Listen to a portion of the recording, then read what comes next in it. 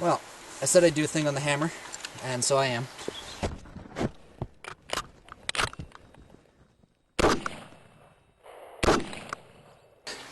I didn't realize this scope was a Call of Duty scope until various coworkers were saying, oh yeah, I've shot that scope on video games.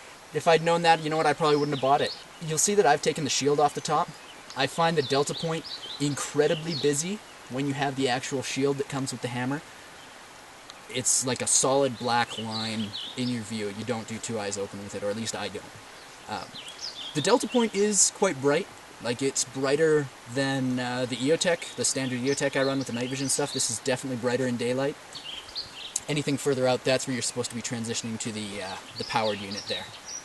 It's a fixed 4-power optic. It has a decent reticle in it. It looks very similar to an ACOG reticle with a little donut in there. The illumination settings are nice.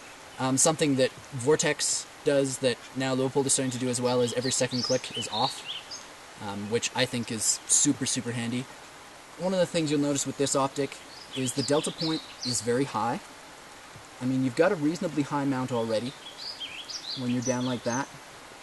And then to come up, really if I'm trying to get any kind of weld, it's with the jawline, essentially, that I'm tacking on there.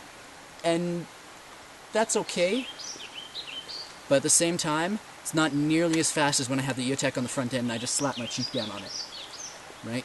For me to acquire the Deltapoint, you sort of have to come up and then down again. You have to find it. You do have to find it. I love the 4-power optic. It's very bright. It's very similar to an ACOG. It has a little bit more eye relief, thank God. I mean, because it's only a 4-power and because it's pretty good glass, you get a really big image coming into your eye, which is nice. But what I really want, what I really would like to see in here on the long run, I've got a couple of those ADM offset mounts, which you've seen, and I would love to see the new Vortex Razor sitting in one of those.